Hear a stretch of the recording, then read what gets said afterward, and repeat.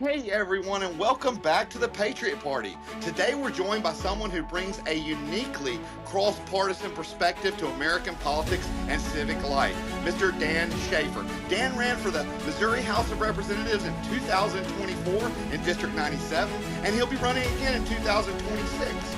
Beyond politics, he has a rich background in podcasting and civic conversation. He previously produced and hosted around 100 episodes for the Alliance Party and another 100 episodes for his show, Democracy on the Move, where he interviewed politicians, authors, activists, public defenders, political scientists, and even a prisoner. His career has been about listening first, speaking second, and giving a platform to every kind of American voice. Dan, it's great to have you on the show. Please tell us a little bit about yourself and your journey into politics. Well, thanks, Matt. I appreciate you having me on the show here today. It's a thrill to be here. Yeah. So, how did I get into politics? That's a long story. I've always been interested in politics, but I kind of got sidetracked with a career in engineering, electrical engineering. Did a lot of stuff, designed a lot of computer boards, all kinds of circuit boards, and then went into software. And then I got bored with that and went on the road for a while and helped out the salespeople to sell technical gear.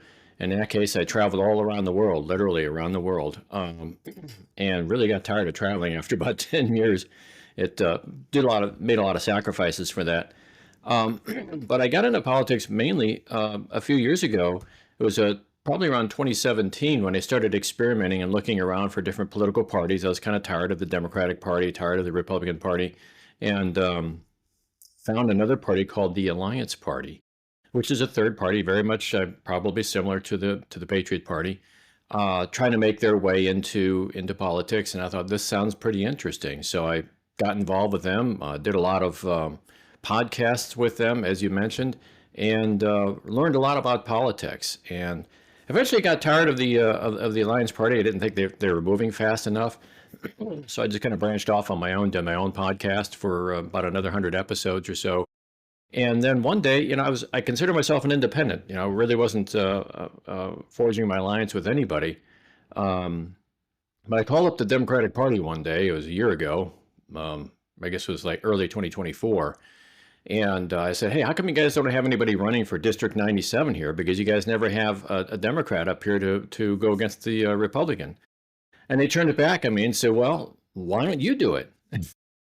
So I said, did the Homer Simpson, oh, like that, like, gotta be careful what I ask for, right? So I decided to join the Democratic Party, and the rest, as I say, is history. I just been campaigning last year. I started kind of late. This year I'm starting earlier. I'm knocking on doors right now, talking with people. We've held 2 town halls already, and we got a third one in the pipeline. So last night I went to a Union Club meeting and met with all my Republican counterparts. I've maintained very good relationships with many of the Republicans in this area, and they all know me. That they say I'm their favorite Democrat. Not because I necessarily agree with them on things, but I'm approachable. I listen to them, and I give them my viewpoint. They give me their viewpoint. I give them my viewpoint. Something we find probably 70% of what we talk about is actually common ground. We agree on 70% of the things, and I think that's pretty good. So that's kind of like my journey. I'm just out there again right now, just going to run against the Republican. I was with him last night, as a matter of fact. Someone took a picture of both of us smiling and talking, but he has passed a number of bills that I didn't agree with. So, and I've gone to Jefferson City, which is the state capital here. I've gone to Jefferson City, sat in his office, and told him, this is not right. You're passing this bill here, but it's. He acknowledged, he's very graciously acknowledged what I had to say, but went the way he wanted to go anyway. So, but that's the way politics goes. Sometimes you win, sometimes you don't. Before I comment on what you're saying, I want to make a clarification for our audience. We are not a third party. We don't play party politics. We are actually the Oh, first nonpartisan movement in American history to unite media, constitutional activism, education, and legislation under 2 unifying principles, truth and the Constitution. okay, my So we're mistake like then. a Yeah. conglomerate of nonprofit and profit companies to keep a checks and balances in ourselves. Got it. Okay. So, and as far as what we were talking about, you were talking about not being too far off. Something amazed me the other day. I had to go out to San Francisco, California to hang out with my daughter. and she's into arts and doing all these shows and stuff. So I was hanging out with her, setting up at an art show, and there was all these liberals. They're all into art and stuff. But we got to talking about the Patriot Party and politics, and we weren't that far off. I mean, I'm a common sense conservative, which is about like a 1980s Democrat now. I mean, personally, now the Patriot Party has nothing to do. We don't endorse candidates or anything, but uh, um, myself, I'm a common sense conservative, and we're talking, and there was some things, but then they were like, well, we agree to disagree. We need to be able to learn how to debate again, and Yeah. civil discourse, and that's part of our education program, our nationwide education program. But anyway, and I was just so amazed at how off these news channels are versus Yeah. how the people are that are on the other side of the spectrum. Yeah. Yeah. Yeah. Uh, you got a very good point there. There are several groups out there. Excuse me, I can't remember their names right now. Better Angels, I think, is one of them. I don't know if you heard of them. There's another group called the Bridge Alliance, and their whole objective in life is to get people together. We're all taught, when you go to Thanksgiving dinner, you don't talk about politics because that just ends up being a big fight. But we want to Politics talk or about religion. politics. Yeah, Politics or religion. but we want to discuss these things, and so it's hard to do that with family sometimes because it turns into not a very good situation. So the places like the Bridge Alliance or Braver Angels is what it is, not Better Angels, Braver Angels. Um, they focus on bringing people together, and I think that's a really good thing because what they'll do is they'll set up a meeting at a bar or something like that and say, okay, everybody go get yourself a beer or whatever, sit down, and we're going to talk about politics for a while. Everybody's got to be respectful. And that really works out well. And I mentioned I was at this union club meeting last night, and they told me right away when I started attending their meetings, they said, we don't argue about politics here. Yes, we invite politicians here. You guys can state your position, but this is not a forum for debate. And I really like that environment because you can just get out there and just say your piece. You can discuss it with people in the opposite party, and but everything's in a very non-threatening environment. So, to your point, though, I think the mainstream media does miss that they spend all their time trying to divide us up. At the end of the day, when we get together, we find out that we're actually not that far apart on We things. the people, we the people. Yeah, That's what we are. And I think by design, over time, and I don't know if it's intentional or not intentional, it just happened. But I think by design, the politicians, the way the political spectrum works or has worked in the last 20 or 30 years, and the way the media has worked, it has split us by design or has split us up. And like I said, I don't know if it's by design, but by design, it benefits them because it keeps us weak. yeah, yeah. I think it is by design. In fact, I know it's by design. I mean, I suspected it like years ago, and maybe it's one of those things where you get confirmation bias. But now everything I see tells me that this is being done intentionally. That you cannot conquer someone unless you divide them first. And when you start dividing people up, yeah, then they start fighting each other, and they're not paying attention to what's going on in the big picture there. So I think you're absolutely right about that. And mainstream media is part of that process. And that's why we have a media division. I'd like to touch down just for a second because we were talking about debate in our middle school and high school program. It's designed. It's a constitutional literacy, American exceptionalism. It's a whole bunch of different stuff, but it's designed where it teaches them how to debate both the conservative and the liberal side. They'll both be given the living document, the originalist document, and they can start to form their own opinions with what resonates with them best, and learn how not to break down into a cursing match and a yelling match. Yeah, yeah. I think part of that education too involves understanding the argumentative fallacies that are out there that are used a lot of times by politicians. They'll answer a different question. You ask them one question, they'll answer a different question, and they'll keep talking, and the reporter will try to interrupt them, and they'll just keep talking right over the reporter, taking up all their time with their talking points. And it's very, very frustrating because I want to see honest answers to honest questions. And I don't think the reporters are pushing hard enough. A few of them are, but a vast majority of them don't push hard enough. They just let these politicians ramble. And so, if I do get interviewed occasionally, I'll answer the question right to the point, and I tell them beforehand. I says, look, if I start rambling, cut me off because I'll talk forever. So Well, I think it helps too to keep it simple because in this day and age of click, click, click, swipe, swipe, swipe, you have a very short sound bite to grab their attention. So if you go off, it gets too complicated for them to want to understand, and they'll just click and go to the next thing. So Yeah. I think you only have a limited amount of time. So I think that's the best approach is direct truth and transparency. Yeah, absolutely. And sometimes the truth hurts, and it can hurt you too if you have to admit something. It's there's this famous thing that I remember Sarah Palin back in Yes. 2000, 2008 when she was campaigning. What She does was the up, vice president do? but she was campaigning. She was up in Boston, and she was doing the tour of the Revolutionary Tour. Up there in Lexington and Concord and area. And so some reporter started asking her what she thought of the tour, and she started talking about Paul Revere was riding through the town to warn the British, and everybody just started chuckling, and they're like, "No, he was there to warn the colonists, you're not the British." And but she doubled down on it, right? And she just kept saying, "No, no, he was there to warn the British, saying we're going to kick your ass," and that sort of thing. And I'm like, just admit it. Just say, "Oh, I made a I made a mistake." mistake. Yeah, it's like we all make mistakes, so we're all very forgiving of other people that do it. I think that's a lot of people will tell you something just so they don't have to say I don't know. But what I want to say is, you don't. Do you remember her, Sarah Palin? Where I don't know if she was on Oprah or something, but they were interviewing her and they said, "Well, what are you going to do as vice president?" She said, "Well, I don't know. What does the vice president do?" That's what she said.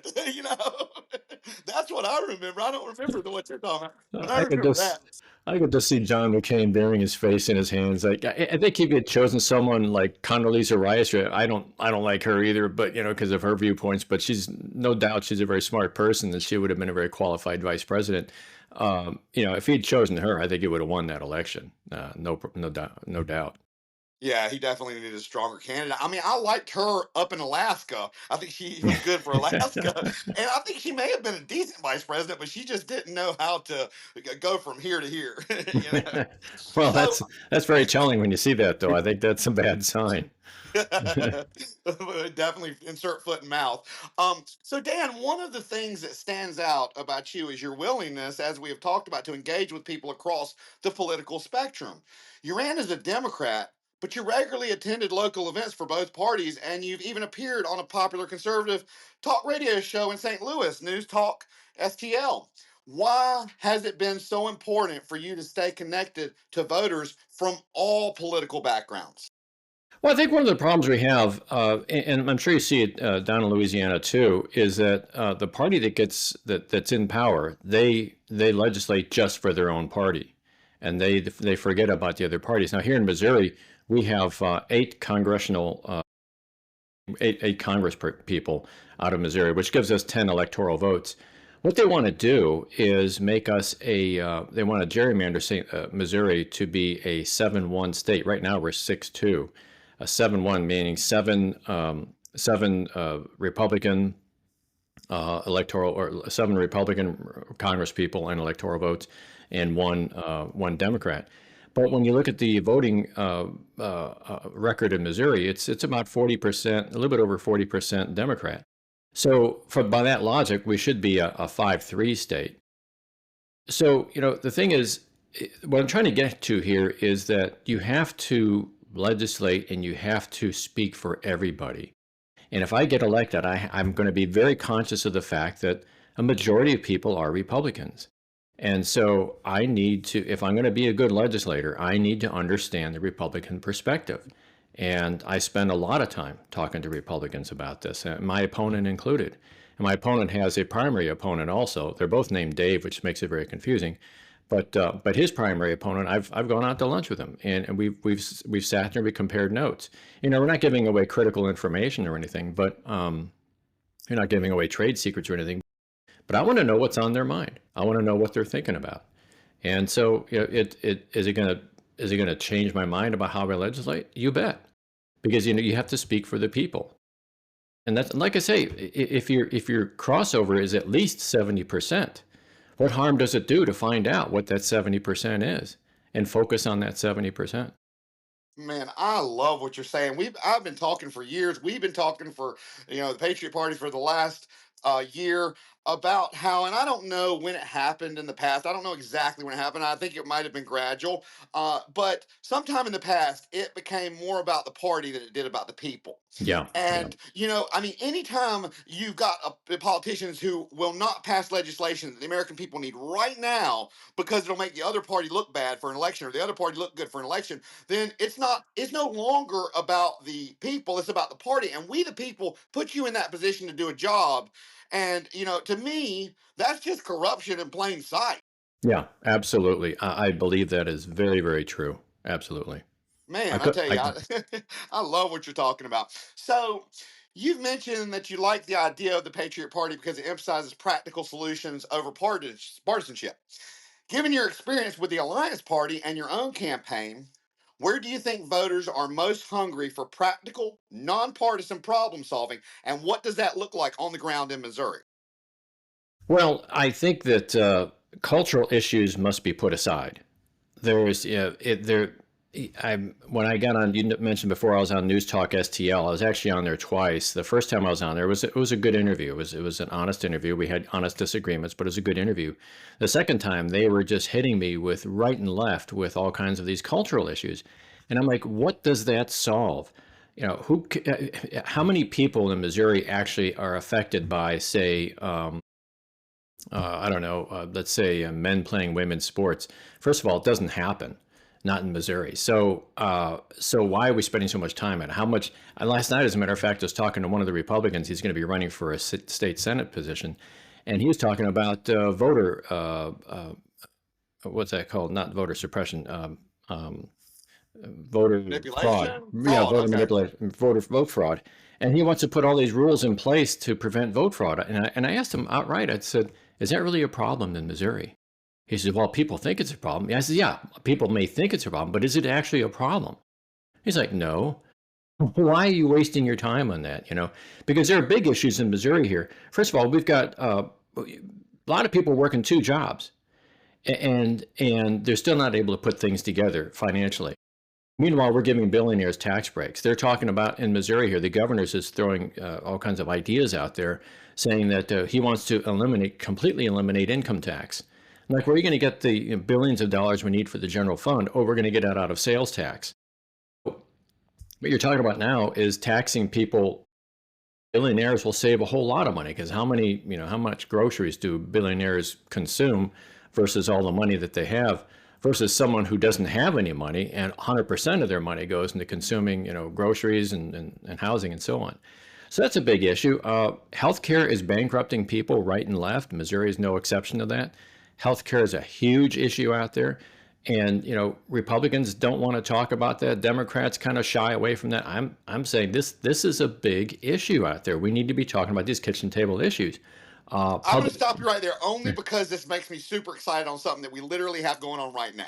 yeah. We have a proposed healthcare reform that's being pushed in Washington right now by our lobbyists. We're working with Mike Johnson. It is the only answer to Obamacare that saves the American people $2 trillion a year. I get so excited Hmm. about this, and it helps build generational wealth by getting rid of or substantially reducing the third party system, which is what eats up that $5 trillion, 3 trillion Yep. of the 5 trillion. The money doesn't actually go to the doctors. Only about 30-40% goes to the doctors. It's Right. processing through that third party. So it substantially shrinks it and uses it for catastrophic insurance and chronic illnesses and people who can't afford insurance. But it uses HSAs, state-owned HSAs, to roll over interest so you can contribute and your employer can contribute and you do have a direct payment between you and your provider.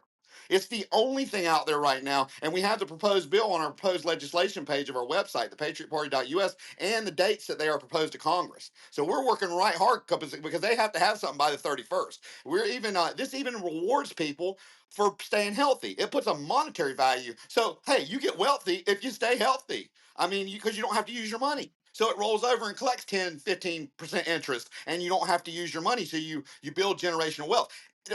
Banning people from buying sodas on Snap is not going to do anything. But Right. if you tell people, if you monetize and say, hey, you're gonna get to keep your money if you don't spend it, people are going to stay healthy. It is a true MAHA movement. So we actually are in contact with RFK Jr. too to see if he'll endorse it. Yeah, I have to look at that idea to see how well it plays out. I know that the end result is got to be there's several problems we have right now, and you're right about the trillions of dollars being spent, and a lot of it's being wasted. I don't know if it's quite as high as you say it is from my research, but it is very high. We spend, as a nation, we spend basically $12,000 per person per year on healthcare. The next highest country, I think, is Germany or something like that, which is like at 7 or 8 thousand. Canada is like half of that, about $6,000 per person, and that includes insurance, your co-pays, and things like that. But here's the thing that happens with American healthcare. The insurance companies, first of all, love it the way it is. They get all kinds of money. Also, Hmm. who likes it are employers. They like it because they can put the shackles on you and say, well, you're going to branch off and do something on your own. Good luck with that. Good luck with healthcare. It's going to cost you, $2,000 a month to support your family in healthcare. A lot of people don't cut loose and do that. So I think, when you make people independent or make them independent of their dependency on healthcare insurance, you're going to see a lot more innovation in this country. You're going to see a lot of people being very entrepreneurial. Say, okay, I'm going to take a chance. I know I'm going to be covered on healthcare, so I'm going to take a chance at this new idea that I have, or something like that. Um, yeah, and got to get that down from $12,000 per person. I mean, we have pretty good healthcare in this country. There's no doubt about it, but but we have pretty good healthcare in Canada too, right? So So it's pretty cool where we actually this actually was not our idea. We started a special series called Fixing America, where mhm. we're bringing America's top thought leaders on that have ideas how to fix America, and we theoretically fix it, right? Well, we've also built a proprietary AI system that we're getting ready to scale up and offer to all American people. It's called a Policy Packet powered by We the People. You put in an idea, it spits out a Washington ready, sponsor ready bill that shows you the strengths, the constitutionality, everything. It's all AI done. You literally can take it from a kitchen table discussion and everyday Americans, and we're going to use it for a competition for the kids across the country for scholarships to get their legislation taken up by their state representatives in Washington, and to come to the We the People Summit that we're getting ready to start doing in Washington and fly them out to DC. So we're doing that to empower We the People. So this wasn't even on our agenda. Our flagship legislation was the Constitutional Quality Control Board. And we've got it all done, and that's our first legislation that we proposed. But then within a week, that we had this guy on the podcast. He sends me his idea with a couple of data points. We're supposed to talk about government employee unions and how all they want to do is grow the government. Well, we end up talking about healthcare and how it ties in. Well, he's got an answer to it. So I Yeah. take his answer and I plug it into our proprietary AI blend, and sure enough, it spits it out. Well, then we had somebody push back and say, "Well, Rick Scott's doing something with HSA." So then I plug it in and get a full comparison. How it is no comparison. Hit Rick Uh-huh. Scott's versus our bill. So yeah, we're using a proprietary AI to re-empower We the People. Yeah, I like that idea. I've actually done that for the state of Missouri. I use ChatGPT quite a bit, and I've had some very good ideas. Now, the thing about AI, as you probably have discovered, it's like a child. You have to lead it to where you want it to go. You have to Y- teach it. You have to teach it, yeah, and you have to check its work. And so, but I do that. I've done that for several ideas I've had in the state of Missouri here, where I'll create an idea, walk AI through it, and then have it produce a really good looking bill for me. And I don't know if one thing I have to do is make sure it's constitutional both for the US and the state of Missouri. But I like that idea. I like where you guys are going with that. Well, see, that's why we use a multi-platform. They fight against one another to come out with the best. Like one goes to the other, and then it fact checks it, and then it goes to another. So we use three different AIs. We use Oh, us, we wow. use Microsoft, and we use ChatGPT, and we've taught them all, and we're open sourcing that. See, what you can do with AI is you can clone yourself, but only a small piece of yourself. So it Right. makes you better, and then you can teach it how you research, and then you can make it do that with the click of a button. Yeah. Yeah. That's boy, oh boy, that's being smart. That is really good. I like that. I thought you might from some of the stuff you were saying. I thought you would really like that. So you've interviewed over 200 guests, from elected officials to academics to activists and incarcerated individuals, and that's a rare breadth of conversation. What did those interviews teach you about the American electorate that political campaigns often miss? Oh gosh, where do I begin? I mean, it's like you said earlier, like when you start talking to people on the ground, you get an entirely different story than when you talk when you listen to the news. That's why I've cut the cable. I don't watch mainstream media anymore. But I mean, it's all over the map. You know, I talked to the prisoner guy by the name of Bobby Bostic. He was put away when he was 16. Well, when he was 16, he committed armed robbery. Nobody got seriously hurt. And then by the time he was went through court when he was 17, he had very mistrusting of the system. He had some words with the judge, and she slapped him with a 240-year sentence.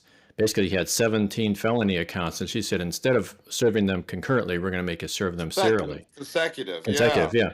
So, you know, a 17-year-old kid, what does he know? And it was a few years later, the judge had some regrets over it, and she tried to get him some leniency.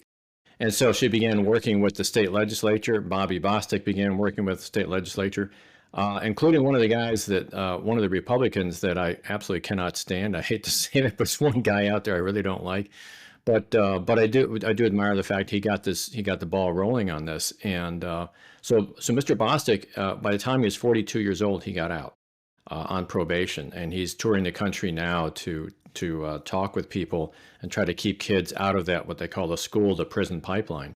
So he was, you know, he's from a very urban area, and so he's mainly focusing on urban kids. So that's one story. I also got to talk to Ralph Nader one time, and we talked about his presidential campaign back in 2000, I think it was. And we had a very good interview there where he talked about, you know, third parties and issues that they have. You know, then he just gave me some recommendations of other people to follow up with. So I followed up with them and talked to a lady by the name of Teresa Amato. She was his campaign manager, but she wrote a book called, oh my gosh, Grand Illusion. And she talked about the difficulty that third parties have because she's trying to support Ralph Nader going through this whole process. And it really opened up my eyes to what's really going on. And this is stuff that the news doesn't cover. I came across one guy, I think it was out in Indiana, where he was a lawyer and he's trying to defend somebody who ran for office as an independent, went out there and got all the signatures, and then ran as an independent. And then I don't remember the story exactly, but it turned out that he ended up getting sued by the state's attorney general because he wasted the state's time trying to get all these signatures and prove that he's worthy of being on the ballot. So they sued him for like $80,000, and I'm like, well, you can't do that because that puts a damper on anybody who wants to go out there and run for office and exercise his or her free will. So, you know, these types of injustices you see that are never covered by the mainstream media, but it's out there. Excuse me.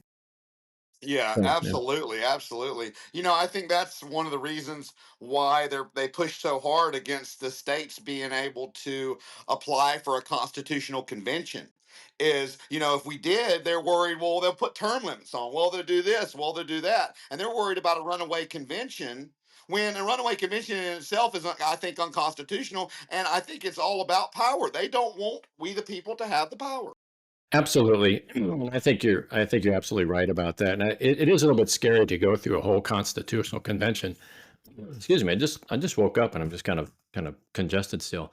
Um, but I think you're absolutely right. And it also takes place in Missouri here. There is an opportunity by state constitution every 20 years.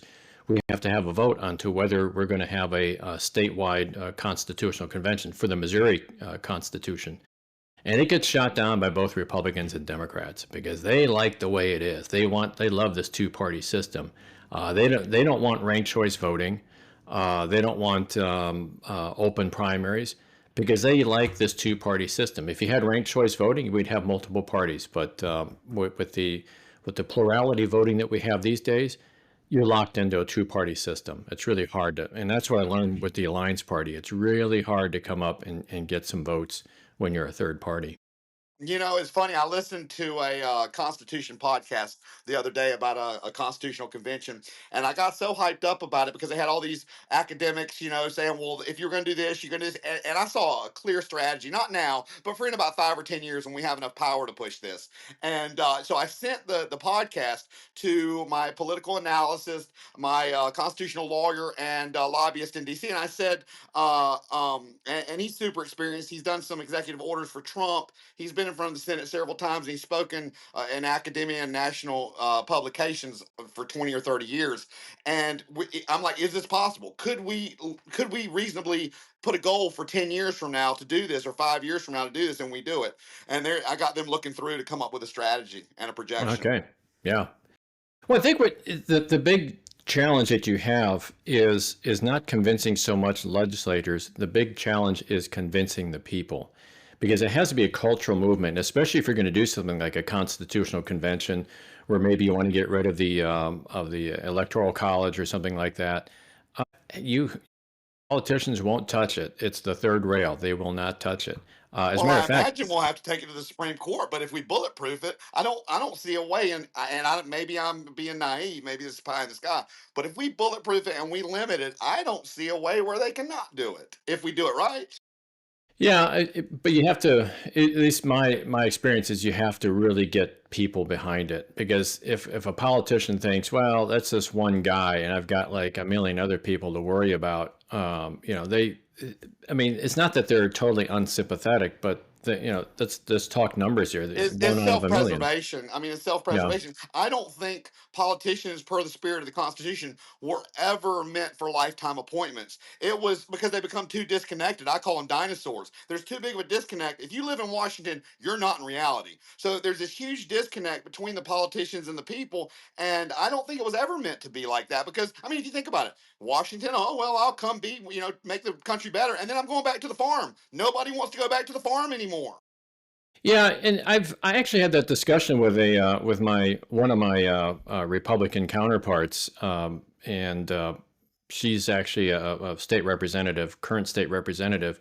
We talked about term limits, and because we have term limits in Missouri for the state legislature, and yeah, I don't think it works so well, and I tell you why. And she agreed with me that we have term limits on politicians, but we don't have term limits on the lobbyists. And so what happens, at least at the local level here in Missouri, is you get a freshman House representative, like perhaps hopefully I'll be next year, freshman coming in bright-eyed, bushy-tailed, like looking around, trying to figure out everything. Well, who knows what's going on? The lobbyists. And the lobbyists, like, let's say you have a bill you want to push, and now you got to get other legislators on both parties on board with this thing before before it even has a chance to pass. Lobbyists help you with that. They say, "Oh, we like this bill. We're going to talk to that person there, that person there. We're going to get this. We're going to build a groundswell for you." So lobbyists do that because they have all that institutional knowledge. They've been there for 20 or 30 years. Meanwhile, you have representatives coming in who are termed out after a while. So you have a fresh supply of legislators coming in that don't know what's going on, and they start relying on the lobbyists. That is an issue. I think we should have term limits on Well, lobbyists as let me well. ask you this. Let me ask you this because I haven't researched it because I got so much going on right now, and it's kind of pie in the sky at this moment. I haven't researched what the best method would be, because what you want to be careful. You don't want to disenfranchise the voters if that's who they want in there, Right. at the same time. So it's kind of a slippery slope and it's a tightrope. So what do you think about age limits? I think it's I don't know. I'm 66 now, so my term limit is built in. I can't do this forever for Yeah. that many more years. But yeah, I I think just don't you think people gotta, should be in there 90 years old falling asleep like that guy from South Carolina that used to kind of little, and I'm not meaning any yeah, disrespect, but used to fall asleep and drool on himself and they had to roll him in. I forget his name. Strom Thurmond, I think was his name. yeah, and that Yeah, you remember he Barbara was in there? Boxer, yeah, Yeah, I same remember he was thing. in there for like 40 or 50 years, and at the end he just fall asleep, and I Yeah, don't think the justices should be in there at 90 something either. You just don't yeah. have the facilities you did at 65 or 70. Yeah, I agree with that, but there are exceptions. I mean, look at Bernie Sanders. He seems to be at the top of his game, and what is he? He's in his 80s right now. Yeah. But I think it all depends on maybe at some point need to take cognitive tests or something like honest There you cognitive go. tests, Yeah. not man, woman, person, camera, TV sort of thing, but I mean real cognitive tests. I do it every year, anyways. In fact, I just finished mine 2 weeks ago because now that I'm over 65, I get on Medicare, and that's one of the requirements is they give you cognitive tests every year, and which is really bizarre because they ask the same questions every year. So I just memorized them from the previous year. But I guess that's a pretty good cognitive test right there. If you can remember, like, 5 things for a year and come back and know them before they even tell it to you, and then I guess that's pretty good. But I no, I agree that cognitive tests should be done. I don't agree that age is necessarily a barrier, Well, I just but got this idea. Tell me what you think about this. That's what I'm saying. I haven't researched it. What if Mhm. they had to rotate out to reintegrate with American people, and then they could rerun again after 4 to 6 years? Yeah, that's actually not too bad of an idea. I think the central core of what you're getting at, though, is that we don't see politicians getting out there among the people. That's a huge problem in Missouri here. We have who's the Ann Wagner, who's one of the representatives for the second district of Missouri. She has not shown up for a town hall in years. She keeps getting reelected, and she does not show up. Same with Jason Smith. He's the chair of the Ways and Means Committee, who's the eighth district here where I live, doesn't get out there. What they do, they get out there and they talk to people in a prearranged situation. They don't tell the public about it until after it's over with. Then they post all the pictures and everything to make it look like they're out there talking to the people, when the reality is it's all a setup from the very beginning. Well, riddle me this then, right? You make a good point. How do people like Nancy Pelosi, right? So I have seen almost every video of her like doing a town hall. They're booing her. There are people booing her in her own district. How does she win for 45 years when every town hall I see people like one of the times they booed her out of the town hall? Yeah, yeah. That's politics. If you can't play that game, then get out of it. Yeah. Like I said, we've had 2 town halls already, a third one in the pipeline. I'm out there in front of people just taking it. Right now it's pretty friendly environment.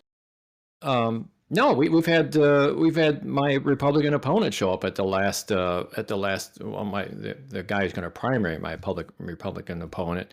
He showed up at the last town hall as well, and asked a few questions. So it's like that's what it is, man. It's you got to get out there with the people. Well, do you think that people that get so entrenched like that actually make a lot of people not vote because they're like, oh, they're going to win anyway? Well, I think that gerrymandering has the bigger role to play in that. I think a lot of people say, "Why should I vote? My vote doesn't count." I can come up with example after example of that, but basically it boils down to gerrymandering. If it's basically where the politicians are picking their voters rather than the other way around, and so Shouldn't it be just numbers? Like if you're talking like you were talking earlier, if 3 out of 10 people in Missouri are Democrats, then 3 out of 10 representatives, or to scale, should be that amount of numbers and representatives. It should all be numbers. It shouldn't be we're going to fight to skewer the numbers. right, right. I agree with you. It's a thorny situation because the way the Constitution is set up, you have these districts, and districts have to be cut one way or another. And in the past, gerrymandering is nothing new. It's been around since the early 1800s, but it's on hyperdrive now because you get people using AI and all kinds of computer algorithms that are cutting things right down to neighborhoods and cutting neighborhoods in half. And it's absolutely ridiculous where politicians can get in there and play with these maps like this. And it's not unconstitutional from what I understand. I mean, the No, it's not. I Constitution doesn't have reported anything on it. against it. Yeah, no, it's not. It's been going on for a long time. I even looked up to see because, our flagship was the Constitutional Quality Control Board because we say that ambiguous laws breed bureaucratic overreach and judicial activism. You Yeah. literally have the judicial branch playing the role of making laws because these laws were written intentionally ambiguous during certain times in history, when there was tough times, and now they're so open that they're unconstitutional in spirit themselves, and that's why that was our proposed flagship legislation around this movement was that, and that's on the proposed legislation page as well. That's actually the first one because we proposed it first. The breakdown of how it would go from state to state and what the requirements would be and how the election cycles would be and all that. One of the things I'm sure you're running into right now is this reluctance, and I run into it all the time, reluctance to change the Constitution. People say Constitution should be difficult to change. And my comeback is this. One of the most widely recognized democracies in the world is the country of Norway. Their constitution was written in 1814. Do you know how many times it's been amended? Over three, 15 or 20. over 300. Really? Over 300 times, yeah. They keep up with the times. I'm not saying a constitution you should make changes just being flippant and make, changes for the heck of just for the sake of making changes. But there are a lot of things out there now that don't work anymore. What's that? The electoral college system is one of the things that I think it's outlived its usefulness. It was just there initially to bring in the southern states. Well, we're all pretty much one nation at this point. Let's get back to one man, one vote. If you're from Wyoming, in terms of the Senate, if you're from Wyoming, you get over 60 times the representation of someone from California. If you are living in California, you can vote for president 3+ times. All you have to do is move to Wyoming because you get that much more representation. And so, I get it. You don't want the big states rolling over the less populous states, but we're in a situation right now where it's what I would call the tyranny of the minority, where it's gone the opposite way. Where And that's 4% of the American public are dictating the other 96%. Yeah, it's I don't know if the numbers are quite that extreme, but it could No, no, no. be. I, But I just, I, it was oh, that okay. was a meme I saw last year. Oh, okay, yeah. It's okay. So that's a little bit cynical, but it's not too far off the mark, No, though. no, no. But yeah, and it works its way into gerrymandering. It's the same thing. You're getting a tyranny of the minority, and it's. I know Trump has tried to get the U.S. Senate to stop the filibuster on certain issues, and I don't entirely disagree with that because I think that we should have a majority rule, but I I mean, haven't isn't quite that the settled my spirit? thoughts on it. Isn't that the spirit of why we're a culmination of a constitutional republic and a democracy? Because in a true democracy, then the loudest voices are represented the best, and that's what those 4 or 3 or 2% are doing. They're being the loudest voices, and they're pushing that agenda, which in itself is not democracy. Yeah, and it's also that goes into Citizens United decision was that 2010 or 2011, where unlimited amount of money can be dumped into political campaigns. So basically, what the Supreme Court said is that money equals speech. Money equals corporations are people, basically, and that being the case, they can dump unlimited amounts of money into campaigns as PACs, as political action committees. Um, that's another situation where you're getting a minority of voices out there. I mean, why do you think all these billionaires are getting all these tax breaks? Because there are a minority of people out there that are speaking the loudest through their money, not only directly through lobbyists and paying for campaigns and such, but also for just running regular TV commercials and radio commercials and so on. They're getting overrepresented in a fairly small minority, and they're getting exactly what they want. They're getting all the tax breaks, they're getting all the perks of being rich and getting richer.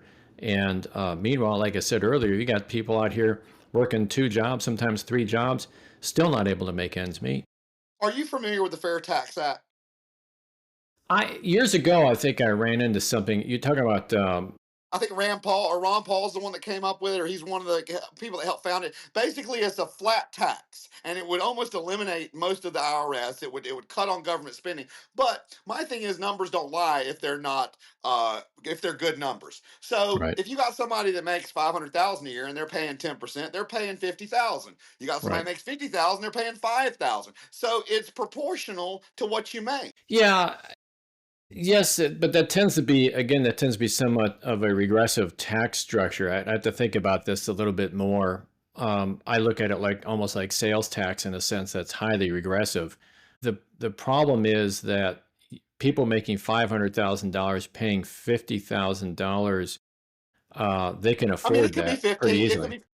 Well, I Yeah, mean, their bills are also a lot of people making 200 and 300 when the markets crashed in 2008 committed suicides because they were living beyond their means. So just right. because they make 500 doesn't mean they're bringing in. They might not bring in home as much money as a person making 50 if they're stretched thin.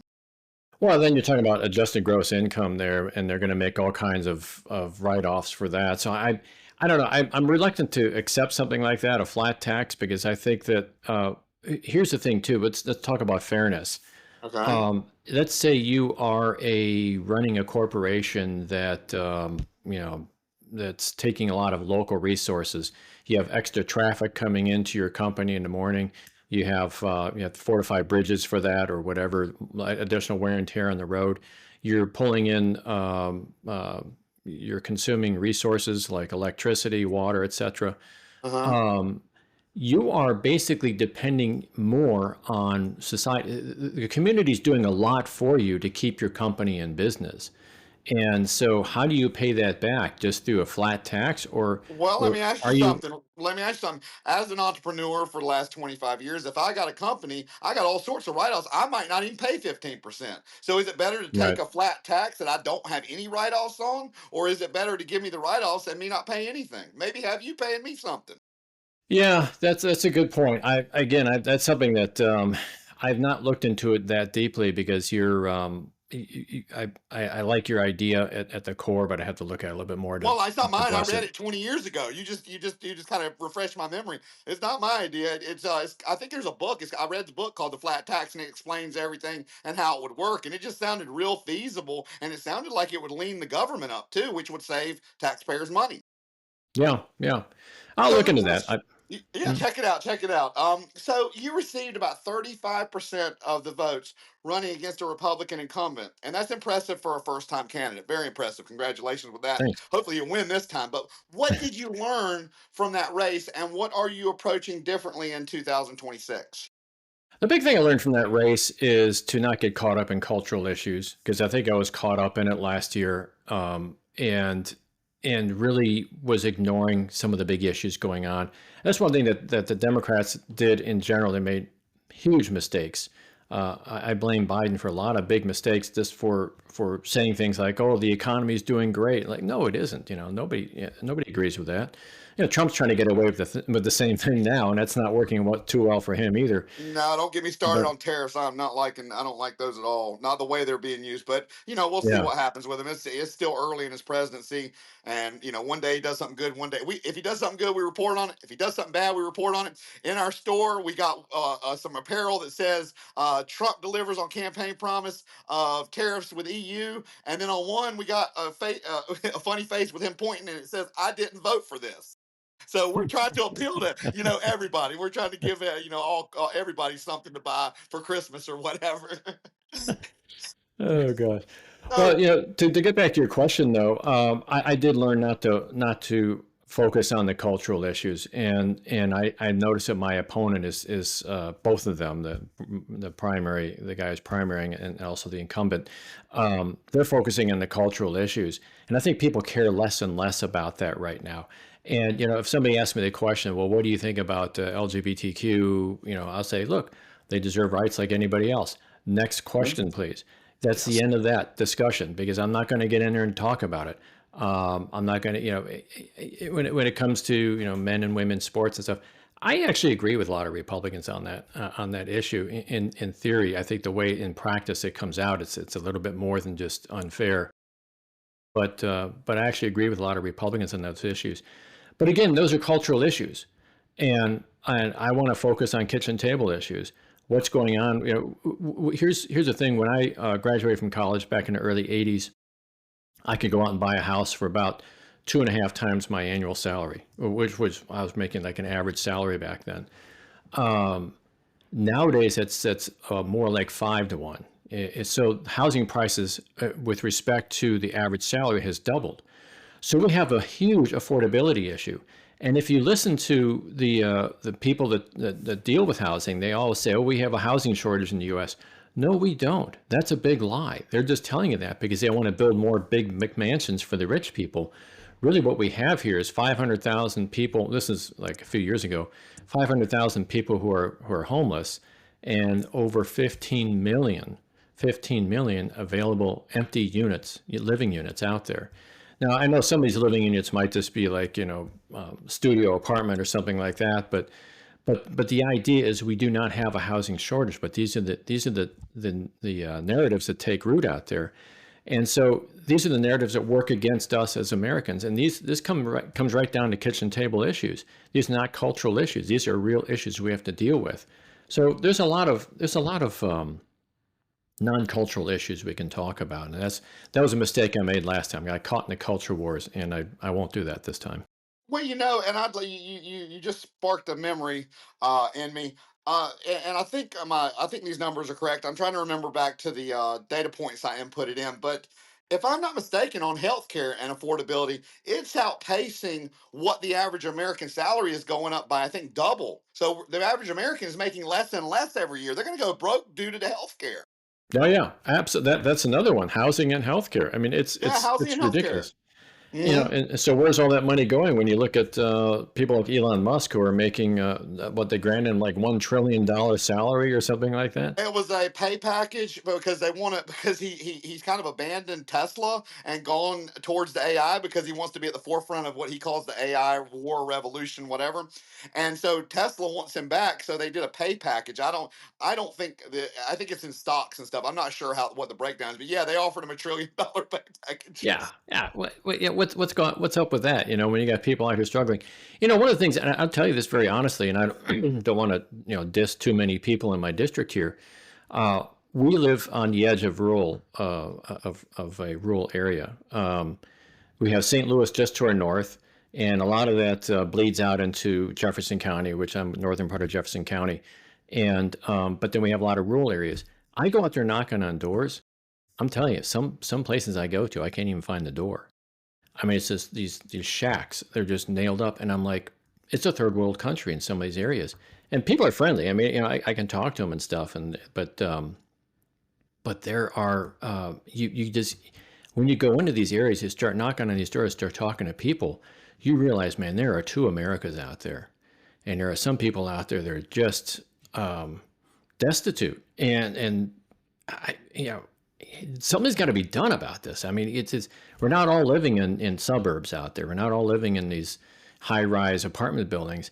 There are a lot of people out there that are really struggling, man. And Well, that you're not telling me anything. I see it all the time, and that's one of the things, or it makes me think about one of the things that I did not like about the big beautiful bill, is that they sold it to the American people, the middle class, the lower income, by saying, oh, you're not going to have to pay taxes on your tips. You're not going yeah. to have to do this.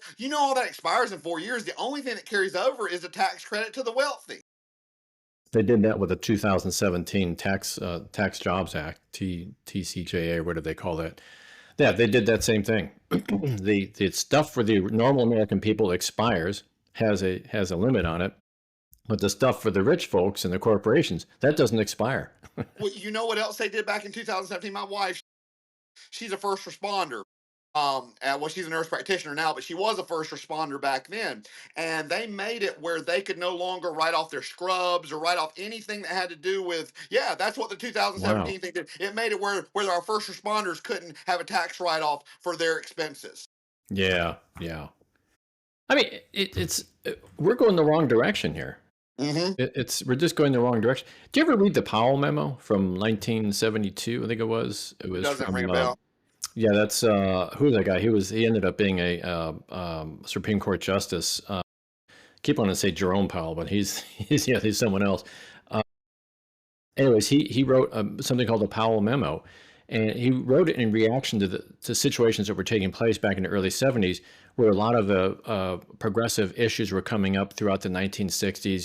The equality and civil rights and so on. And he said corporations are falling because they're letting people run the corporations.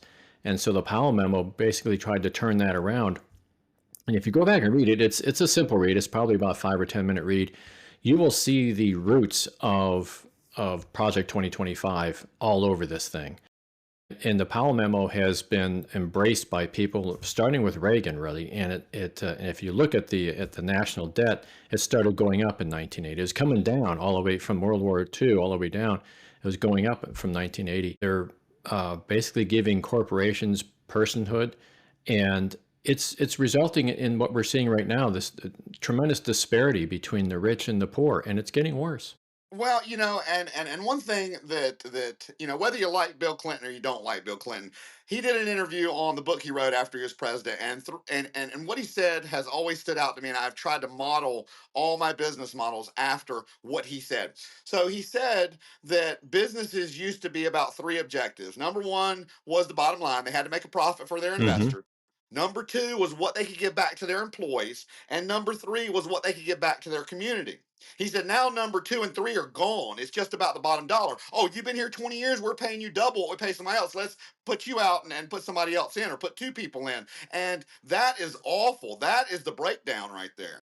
Oh yeah, I see it here. Even in Missouri, they try to get businesses to locate in Missouri, and the way that they do it is they say, "We'll give you a tax break if you come in here and locate your business here." And one thing I learned, because I've spent some time in sales, you have two types of salespeople. There's the weak salesperson that tries to sell on cost, and there's the strong salesperson who tries to sell on value.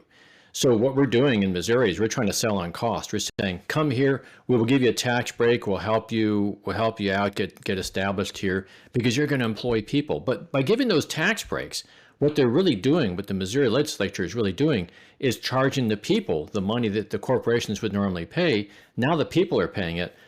So they're going to work for a corporation where they're getting not getting paid enough to begin with. Then they'll have to pay extra taxes just to keep the corporation there. More recently, we saw this.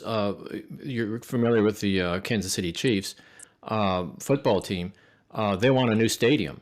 And so the owners demanding a new stadium for Kansas City Chiefs. Otherwise, they're gonna move to the Kansas side of the border, which to me is no big deal.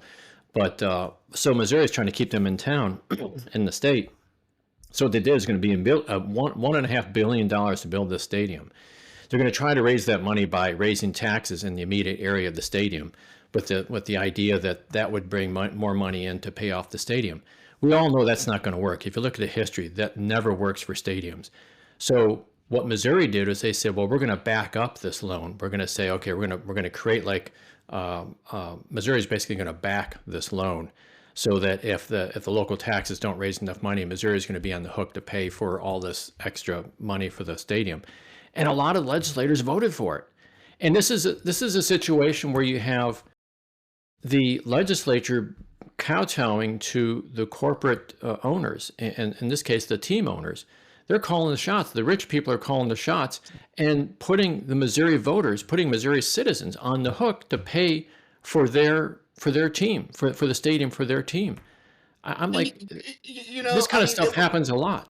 yeah, it would make sense in my mind, just off the cuff, to maybe up the taxes on the businesses in the area, not the citizens who live in the area.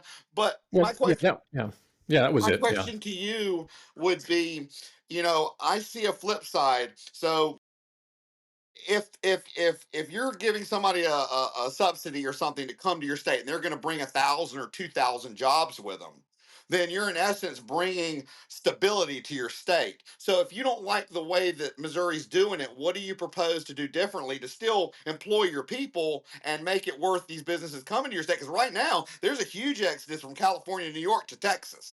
They're doing a Wall Street on Texas. That's why they're opening up a freaking Wall Street on Texas. So they're subsidizing. I don't know what their way is. I haven't read their structure, but what would be your structure to combat what you're saying, but still give the citizens the benefit of jobs? Well, as I said earlier, there's two types of salespeople. We're trying to sell them on cost at this point. We sell them on value. Now, I don't know much about Louisiana. I've been down that way a few times, but Missouri has a lot to offer. I don't know if you're familiar with Missouri here, but we have a lot of good universities here. We have a tremendous conservation group here that has preserved much not farmland, but woods, wildlife. There's just so much that Missouri has to offer. Why don't we go to the corporation and say, look, your people can move here. Here's the cost of living we have right now. Here's all the benefits you have. You have these universities here that can support you, can feed you with engineers or doctors, whatever it is whatever type of business you're creating. Um, I think you have to sell them on that, because the alternative is that you beat it out of your people. The citizens pay for the businesses to come here, so they get to work for, Walmart, or, Walmart is actually one of the largest consumers of SNAP benefits because they don't pay their people enough. What do we, there's two extremes here, and I would go for the extreme of selling on value. Well, this would be my only pushback on that. Not that it doesn't make some sense, but how do you compete? Because we live in a capitalistic society. It's what we live in. That's what runs our gears. So how do you compete if you're selling on offering them jobs, but Texas is giving them huge subsidies? They're not going to go up there because billionaires are trying to crunch numbers and make money. Right? Well, it's not smart for you to go there. Go there. How do you compete with that? It's a good question, but you got to look at how the people in Texas feel about this. How do they feel about having an oil refinery locate right next door to them? How do they feel about working for a company that doesn't pay them enough to cover their health care, that they have to go on SNAP benefits or something like that? What is the quality of life in a situation like that? It's like Pottersville. Remember, it's a Wonderful Life, Pottersville.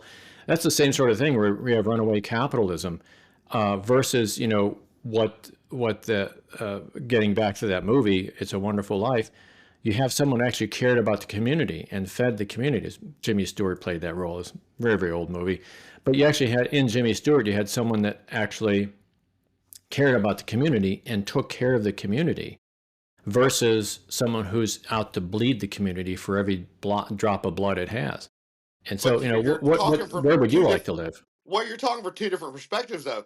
The community is like that would be realistic if the business was developed there and it was a generational business. But if you're trying to pull businesses in, you have to attract them with something that's tangible. So I think there's a happy median somewhere. And just what comes off my head is to try to figure out how to run your government more efficiently off of what you already get, so your taxes don't go up, and then build some sort of fund where you can come off of that. So you're saving what you're giving to bring more money. Well, I got to tell you, I've been around for quite a while now, and what I've seen in my life is Republicans since the 1980s at least have been beating that same drum. Cut taxes, cut taxes. We're seeing the result of that right now, where we see this wealth gap, which even surpasses the Gilded Age. We have a tremendous wealth gap right now, and they still want to cut taxes. As I said, in Missouri here, they want to cut property taxes, they want to cut income taxes, and just pay for everything with sales tax. Pretty soon you're going to run out of taxes to cut. At some point, people have to realize we have to educate our children. We have to repair that bridge. We have to have air traffic control so the planes aren't flying into each other. It's at some point you have to draw the line, and that seems to be Democrats always get stuck with drawing that line. Well, and I think that if we cross the aisles more, we would be able to do it together. But are Yeah, you familiar with the Prussian system for education? the Parisian Prussian, system. Prussian system, Oh, Prussian, I I believe, or I-A-N. It's called the Prussian. Prussian Yeah, system. yeah. So that's actually what every education system around the world is using around, including the U.S. And the structure of it was invented 100, 200 years ago. I can't remember the exact number, but the structure was to elevate the elite and to make good worker bees. That's what the Hmm. education structure is for. They're using it in communist countries. So you're right. It starts with education. We have to, when we're done, we already have the scale next 10 to 15 years. When we're done with this civic initiative, we're pushing an entrepreneurship program in middle and high schools using AI to mock businesses and things of that sort. We have to change the way the next generation thinks. And that's why we say we're not about future elections. We're about future generations. This is a nonviolent generational reset. Yeah, yeah. I agree. I'm not familiar with the Prussian system at all, but it sounds familiar. I mean, I was told when I was going to school that, why they ring the bell every hour. They have to ring this bell, and then you move to the next class. That's all getting you used to the working on the factory floor, right? But yeah, but that's also survival today. I mean, I'm not excusing it or anything, but let's be realistic about it. There has to be people willing to work out there, and in order to get work done, you have to conform to certain rules. That's just a Absolutely, given. I think absolutely. most But you people need accept that. but you need to learn to work within the rules. And even if you don't want to be an entrepreneur, if you know the internal workings, you're going to be a better worker. You're going to know how to maneuver human resources and things to make sure that your rights and what you're promised are not violated. Right, right. And I think people need more of that because, like I said, there's Walmart is the biggest consumer of SNAP benefits, not directly, but they get it two ways. One is they don't pay their people enough, so the people have to rely on other government benefits to survive, both SNAP and health benefits. But also, people who shop at Walmart, many of them are SNAP recipients as well. So we have a situation here where the government is becoming a nanny state. They're taking care of people, and I'd say, okay, that's bad. I agree that that's bad, but why? Why are we in that position? Are we paying our people enough? And every time we try to organize a union or something, these big companies, Amazon, Walmart, etc., Starbucks, they're very anti-union. Why are we that way at this point? Why are we not at a point where we can pay people so they can afford to make a decent living? Go back to Greed. 19. Well, yeah, I always bring this up as an example. Go back to the 1970s. Remember that old sitcom All in the Family with Archie Bunker, and it was a typical American family. Of course, he was somewhat racist, but leaving that aside, he was a single. He was the sole breadwinner for the house. He could support the house. He could afford a car. He could afford a house. He could afford to send his daughter to college. Those days are gone because now both parents have to work and they're looking for places to put their kid in daycare. Well, who's raising their kids? You talk about a quality environment for children to grow up in. I don't think going to daycare is. It's not necessarily bad, but I don't think it's as good as having a parent there with the child. You're lucky if you go to daycare. A lot of kids are being raised by social media and video games, and I think that's one of the big reasons why we see these video posts of these kids doing crazy things and beating each other and doing gang stuff. Because young kids, because and it's not necessarily the fault of the parents. It's a situational issue where if you're a single parent, you got to work multiple jobs. If you're parents, you might have to work multiple jobs, even if you're together. It's the way society has gone, and and I think the base of it is greed, and for me, money's always just been a means to an end. It's never been something to worship, and I just feel like that there's just a lot of greed out there. There's too much greed. There is too much greed, and capitalism is built on greed. And so I think that capitalism has to be regulated. And this is, you talk about Bill Clinton. He is not one of my favorite presidents because he did several things. NAFTA was one of them, which I think destroyed a lot of manufacturing in the U.S.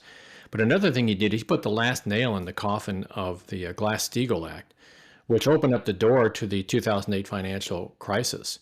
The Glass-Steagall Act forced banks to separate their money between what they're speculating on and what they have to hold for regular savings accounts, and that removed these limitations. I know I'm oversimplifying it, but these types of things that Clinton did really opened up the door to a lot of uninhibited greed in our corporations, and it has.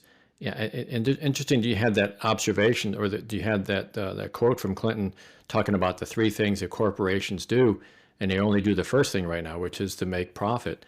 Yeah, I think he shares a lot of the blame for that, honestly. And I'm gonna push back a little bit because you said capitalism is built on greed, but capitalism is actually built on profit, and what you do with the profit amounts to greed or generosity. Capitalism can be a great thing if you decide to be a philanthropist. Well, capitalism, classic capitalism, from my understanding, is built on making money, and there's nothing wrong with that. It's But what you do with the optimizing. money, it amounts to greed or not, because you can do a lot of good stuff with money. Yeah, you can do a lot of good stuff with money, but who does, right? Do you see Elon Musk going out there feeding people? I mean, it doesn't work that way. So, and you can't legislate something like that. I agree with that, but It's on a morality, ethical issue, and it's got to be taught early on. It's yeah, got we have to reteach what capitalism should look like because it has been manipulated, it has been perverted over the time. It should not look like that. Capitalism should be me trying to be as successful as possible to make everyone else as successful as possible. If I can't make everyone successful, then my profit margins aren't right and I don't need to be in it. But what happens if you're running a, let's say, Starbucks or something like that, and you get people coming in there that are willing to work for $7 an hour, but you're paying everybody else $10 an hour? You're going to hire that $7 an hour person? Capitalism would say yes. Go hire I that wouldn't. person. I mean, personally, I wouldn't. I've never done that, and I always base bonuses on additional money made. A case in point, I have negotiated a salary with our lobbyist and constitutional lawyer. He's on board because he believes in our movement, and we talk every day. Text back and forth. And last night we came up with, well, actually we didn't come up with. He said something, and I came up with funding phase 2 and funding phase 3 of this movement, which I'm not even talk about what they are right now. And I was like, you know what? Just for having this conversation and coming up with it, I'm going to have to make you a small partner in it.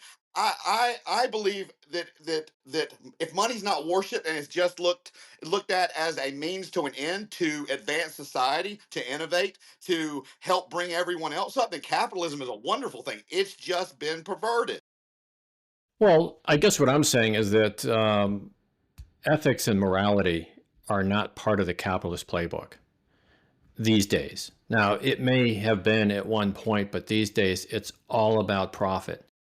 So yeah, you're an exception, and I know several people that are the exception. I mean, I know a lot of people that pay their employees well and do a good job, do good by them, because they realize that they're part of a community. And if you're not supporting the community, you're not going to have your business very much longer. Right now, and I got to this earlier where I said that Missouri is trying to subsidize big companies moving in here. What they're saying to these big companies is you don't have to contribute anything to the community. The community is going to contribute to you. Community is going to give you things. And sure, then they'll locate here, but they're going to have these expectations of having these subsidies. And I say that's a bad policy. That to me says that we're selling on cost rather than selling on value. We need to sell on value. I think you And can we, appreciate this. So I'm actually from North Carolina. I own several companies in Charlotte, North Carolina. Had a gym right across from UNC Charlotte, personal training, all sorts of different companies. And one thing I would always do when somebody made it to the final hiring process, my assistants would handle it until they, narrowed the field down. I would sit down with them, and I would always ask them first. I would say, this has no bearing on what you're applying for, but I want an honest answer. If you could do anything in this company, what would it be? And I would make a note on their application. So if they're hired and they do a good job and that ever comes open, I want them doing what they want to do. Because one, if you love what you do, you never have to work another day in your life. And two, they'll be passionate about it, so they'll do a better job. right. Yeah. There's an interesting book on that. Oh gosh, the title skips my mind at this point. Oh gosh. Anyways, it'll probably come to me as soon as we go off the air and say, oh, now I remember the name of that book. But it talks about that. It talks about having job descriptions for everything and having people move into these different slots that they really want to do. And I think that's a very good thing that you ask them, what do you want to do? And, I personally, I've worked for many companies throughout my career. In most companies I worked for, I've been able to maneuver myself into departments to doing things that I really want to do. Sometimes I was not successful. But yeah, it's a very good policy because it's called employee retention. It's not only a good thing to do, good for your heart, but it's good for your Yes, business. and it's employee loyalty as well. If they get treated like that, where else can they go and be treated like a member of the family, like a member of the community? Right, right. So I got a question for you. Given your Sure. experience in both parties and your commitment to listening, how do you think Americans can begin rebuilding civic trust, not through ideology, but through shared experience and conversation? Oh, that's the $64,000 question. Yes. Yeah, That's why I'm I've asking you. yeah. Well, you got to pay me $64,000 now. No, You're running for office. yeah. A I think campaign contribution. it'd be a good one. Thank you.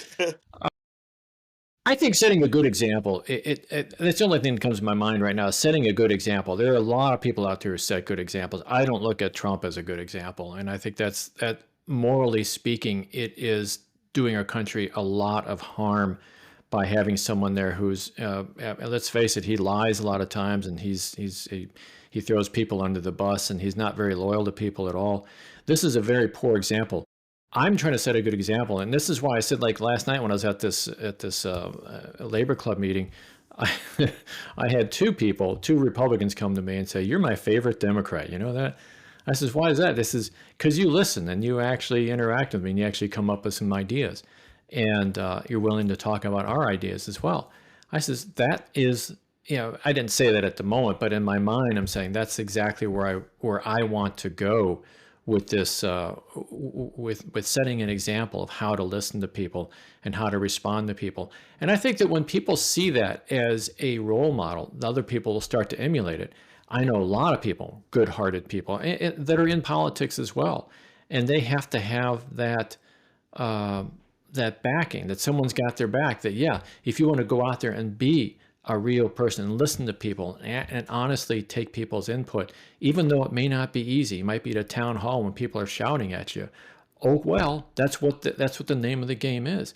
So I think you have to set that precedent, and that's what I'm not seeing. I'm not seeing, particularly among the Republican politicians in Missouri here, they're not going to town halls. They're not sitting. Now, some of them are brave enough. They've stepped up famously and made some national news on it because they get booed. But I'm like, hey, I still admire the fact that you're willing to go out there and face the people. And that really will get civic engagement going. I've read a few books on Trump back when he first got elected, and I think one of them was called Russian Roulette or something. And there was another one, and it talked about like how he still owes the Polish people money for building Trump Towers, and how he never paid certain things, and it broke down different loans and banks. I said I would never do business with this guy personally. For the Republicans, man, I was a huge champion for Vivek Ramaswamy. I like him. Mm-hmm. He's a Mm-hmm. first generation immigrant. His dad came over, worked in a factory, got his law degree. Then Vivek, I mean, I've watched his valedictorian speech out of high school.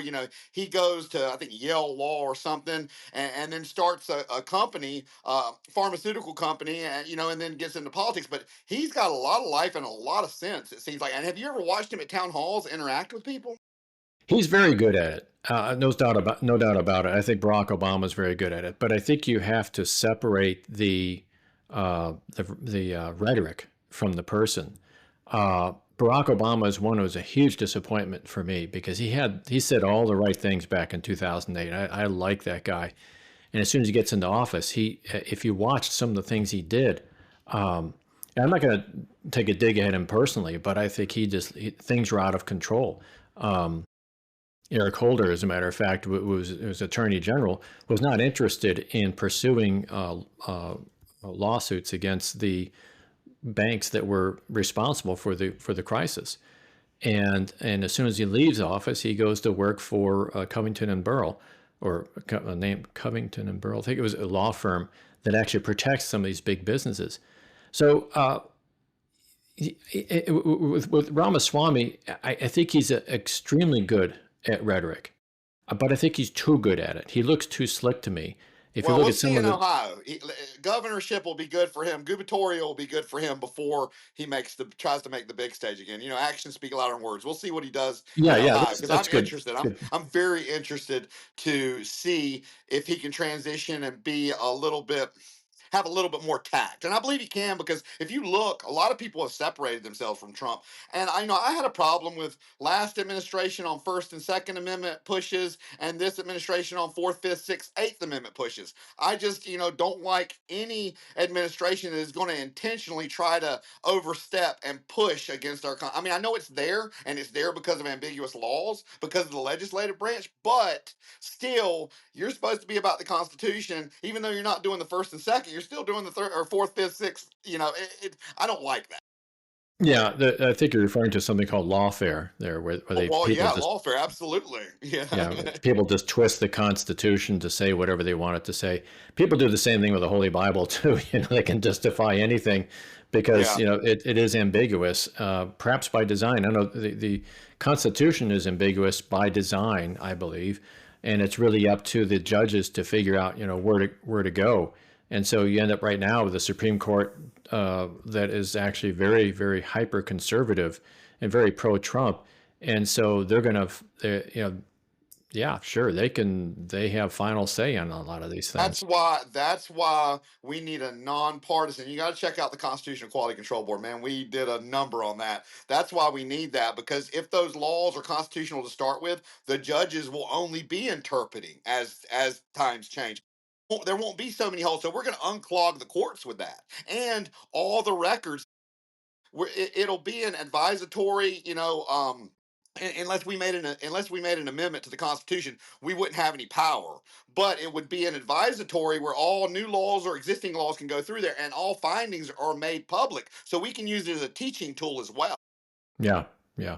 But I think we also need to disambiguate the Constitution a little bit more. We talked about this earlier, where we need to have um, more amendments to the Constitution for Well, things that aren't working. and that's why that episode I was watching about the Constitutional Convention was so interesting, because the amendment they said to propose, one of them, you have to have a limited list, I think, for it to happen. But Hmm. one of them is because it's contradictory on how to do a constitutional convention within the Constitution. So one of them needs to outline a clear process for the states to be able to request, 2/3 or 3/4 of the states to be able to bypass the legislators and request it as a checks and balance.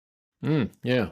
I've not looked into that. I know that we can have constitutional conventions, but we haven't had one since what, 1789 or something It's like only been that. one in history. There's only been one in American history for a Yeah. convention, and it's because it's because, and they get on there, the academics, and talk about why it is. But I mean, I think I see an answer in the future, not right this second. So, Dan, this show is about fostering meaningful dialogue built on respect, curiosity, and constitutional values. And your approach to politics align with that mission. What is one new way you think our audience can engage with people they disagree with without losing their principles? Oh boy, another $64,000 question. Oh God, my tab's getting high. No, I think just there are, like I said, Braver Angels and the Bridge Alliance, these places like that, which get their objective is to get people together, not online, in person, and to sit down and have a beer with these people, as I have done, and I found out it's an incredible experience. I don't know if that answers your question or not. I think I think it does. I think it coincides with we need to get rid of this divide, stop falling into these echo chambered hot topics that keep people divided, and this misinformation that's flooding, and come together as we the people. We all bleed red. Yeah, yeah. I think I give you an example. I spent some time with 2 weeks ago. I got invited by the superintendent of one of the school districts, one of the largest school districts in Missouri. Spent an hour with him in his office, and he was telling me, he knows I'm running for office, and he deals with representatives and senators all the time. He says he gets a lot of Republicans in there that he gives them a tour of the schools, and they ask, well, where's the litter box? Because we heard that children are using litter boxes, that children are acting like, you heard that whole rumor thing. Yeah. And what that told me is, I mean, he said this with a straight face, and I'm like, that's hard to believe. He says, no, that actually happened. I says, well, in my mind, what that really meant was people aren't talking enough to get out there and talk to the people and see what's really going on, because you get in these echo chambers. And again, going back to my meeting last night when I was at the Labor Club meeting, talking to some of the Republicans, they're coming up with some of these ideas, and I would come up with a counter idea with them and say, well, what is the problem here? Like that one guy I was talking to about voter fraud. I says, what problem are you solving? And there's like this flash of disbelief across his face. He's like, yeah, there really is no problem. Why am I doing this? It's so you got to get out of those echo chambers. You got to talk to people. Sometimes you're going to become aware of the real problem that's behind everything. And when you do that, I was talking to another representative last night, and we're talking about education. And boy, right down the line, she's Republican, I'm Democrat. Right down the line, we were in agreement at least on 90% of the things. There's one area that we disagreed in. But, she turned to me and she said, but I can work with you on this. This area where we disagree, I can work with you on this. And I said, great. this is the way politics should be done, and this is the way people should engage with each other. And you don't have to give up your values, but I think you have to be true to your values too. Sometimes you get into arguments where it becomes more important to win the argument than it is to actually resolve the issue at hand, because people get defensive, right? And once that starts to happen, that's when the name calling starts. That's when you start hearing straw man arguments being thrown out there and stuff where people are misrepresenting your position. When it starts to break down along those lines, and you realize you've hit an emotional nerve, you're not appealing to the intellect anymore, you're appealing to the emotion. And when it gets to that level, you have to stop, drink another beer or something, and let them know, talk about something else for a while, and then come back to the subject again, just to let them know that you're not out there to attack them. You're just out there to get at the truth and get at their feeling. And sometimes you have to leave it at that. If you disagree, you simply have to leave it at that. Agree to disagree, as they say, and leave it at Yes. that. And then you both go back thinking about it a little bit more. And I tell you what, my mind does change.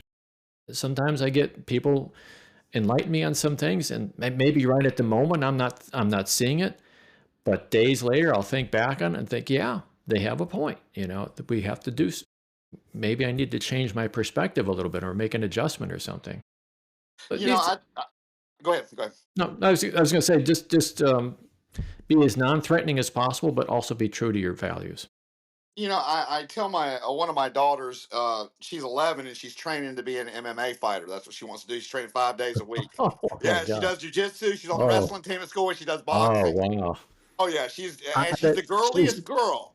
It's She's the every girl. father's dream, I tell you, because I never had a daughter, but I know if I had a daughter, I would want her to do all that stuff, because Right, right. I it's said a I can dangerous see it world now. out there, man. I can see the captain of the football team or something. Because she's a tall, beautiful girl. I said I can see it. Them going out to a party, him having some drinks, trying to make a move, and her telling him to stop, and him not doing it, and him knocked out with a black eye or a broke arm. I said I can Yeah, see it right exactly. now. Yeah, yeah, But anyway, what I tell her all the time is, when she competes, I said you cannot think clearly if your mind is clouded with emotion.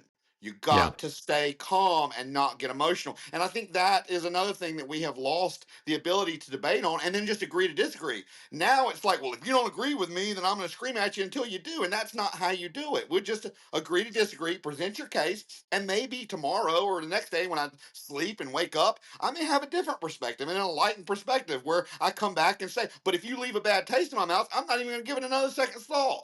Absolutely. I mean, it just, I can't say enough good things about what you just said right there. It is, yeah, you get to a certain point in your discussion, and you stop, and then Yeah.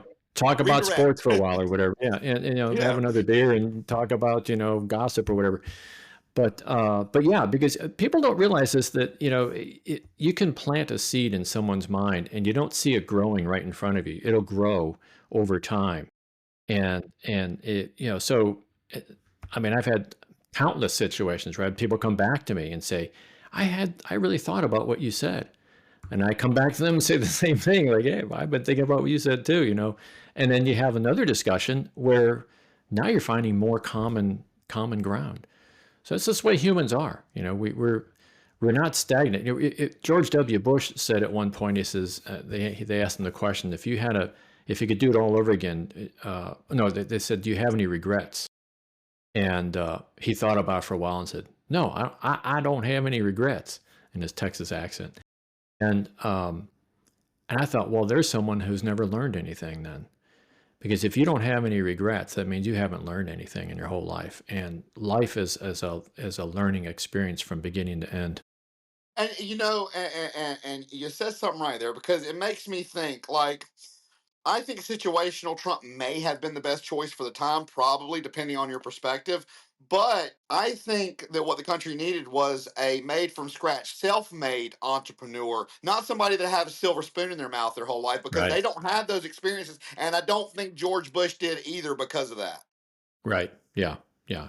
For somebody at the bottom that has to work their way up. So they've been through everything that they expect out of every American. Yeah. I push back a lot of times when I say business people make the best political leaders because they have a perspective of society that's different than normal people, and this is one of the things that well, you have a point to make. You get your finger up there, so I'll let you make your point here. Well, I just, no, you said uh, that's why I say someone that's self-made, because they will be relatable. They'll be able to relate to people, and the only thing that their business should bring in to their politics is efficiency. That's it. How are we to make America efficient and run like a well-oiled machine? Because we need to lean it out. We do. We're spending. We're merging money. I mean, look at our national deficit. We're never going to pay it off. I mean, what are we going to do? Strong arm them one day and say, "Oh, we don't owe anybody anything." Yeah, there's this money policy. I forgot what it's called that says debt of that magnitude is okay. I don't agree with that. But we have not lived within our means since the 1980s, and it's just getting worse. And now we got Congress looking at Social Security, saying, well, a lot of that debt has been borrowed from Social Security, and now we're at a point where Social Security is not bringing in as much money as it's putting out there. So the federal government is having to pay off some of that debt at this point. And a lot of politicians saying, "Well, we're having second thoughts. Maybe we want to privatize Social Security." I'm saying, the hell you will, because this money is owed to people. I'm not. I do receive Social Security at this point. Not highly dependent on it because I was able to save up my whole life, but there are people out there that live that have to squeeze every penny that they get, and I don't like the fact that politicians start playing with it. So I know I'm kind of getting off off No, the no, path no. here a I little was going bit. to say, you know what we need in the political spectrum, in the political realm, to fix this country? What's More that? politicians like you.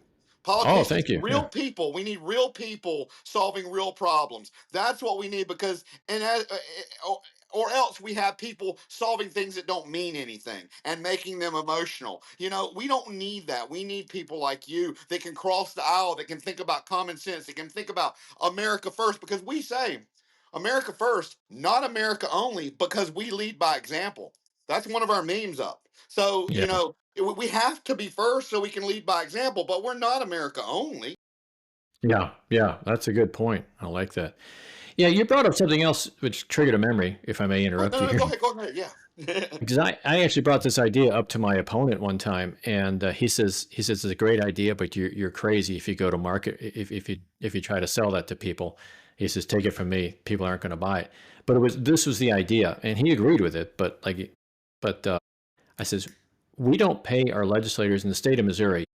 We pay our legislators, I think it's up to $40,000 a year right now, which is not enough to live on unless you're like in a rural area or something like that. It's really not enough to live on. I told my opponent, we just had a little side conversation we had. I said, I think we should double it, That's because what I that was just way, thinking. yeah, because then we can get normal people in there. We can get school teachers in there, police officers, welders, whatever. Those are the people that we need in there, but they can't do it now because they can't afford it. So what you end up with is old guys like me are retired and like, okay, I'm going to do this because this is my hobby, sort of thing. Or you get people who are already rich, who are born rich, or people who, as my opponent, he actually owns his own business. I don't know how the hell he does it. He runs a business. He got 50 people working for him, and he still has time for the legislature, which is pretty amazing in my opinion. But you don't get the real cross section of people out there. So, yeah, I think we need And to I we need to think pay that's them what more. we're lacking. Yeah, I agree. I mean, if not triple it, 120, they make 150. $30,000 difference, $40,000 difference, 110. I mean, I don't see anything. Any red flags with doing something like that, because like you said, then we can get regular people, and that's what we need. We need Yeah, regular people. So the state of absolutely. the state of New Hampshire only pays $200 for 2 years.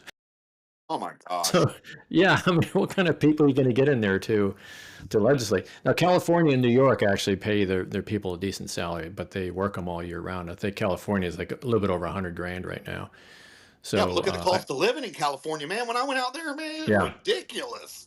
I lived there for almost 30 years, so Really. I'm very familiar with it. Yeah, out in Okay. Ventura County. Yeah. Okay, okay. So before we wrap up, is there anything we didn't cover today? Anything you want to share with the audience that you feel is important right now?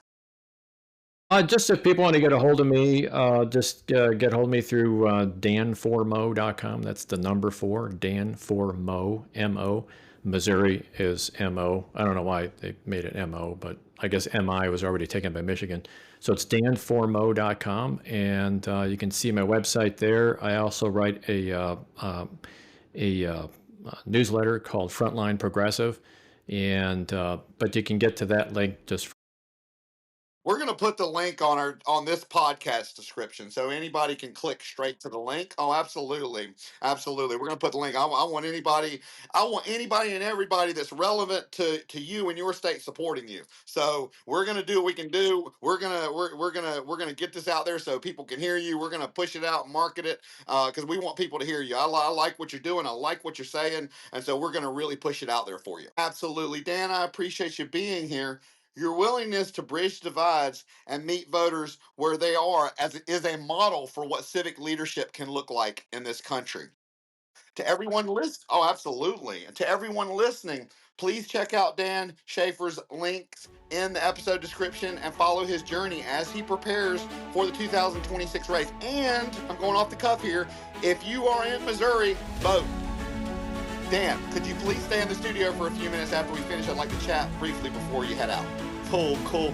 And to all of you out there, stay safe, stay informed, and don't forget to join us every Saturday at 10 a.m. Central Standard Time for our weekly Patriot Party update, where truth meets every corner of the news.